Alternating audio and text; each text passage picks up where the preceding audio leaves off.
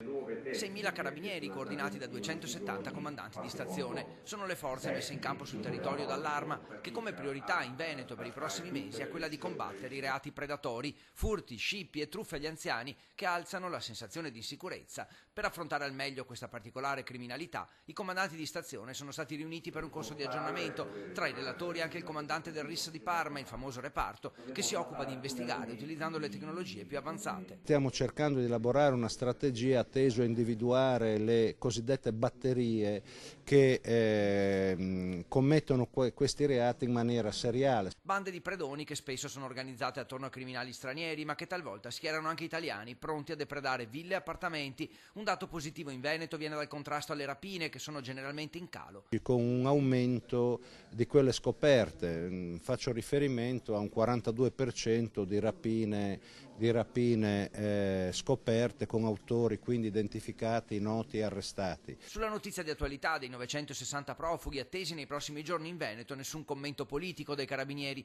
ma l'auspicio di accoglierli dignitosamente e la volontà di esercitare un'azione forte di vigilanza per evitare che tra loro si infiltrino delinquenti. Preoccupazione semmai è espressa per il pericolo latente di terroristi nel nostro territorio, specie dopo l'operazione conclusa poche settimane fa proprio dai carabinieri, che ha ipotizzato legami tra i terroristi islamici dell'ISIS e il Veneto. Non ci confortano le notizie che arrivano dal Nord Africa, dall'altra sponda del Mediterraneo, in relazione a questa cospicua attività e cospicua presenza anche di soggetti provenienti dall'Italia.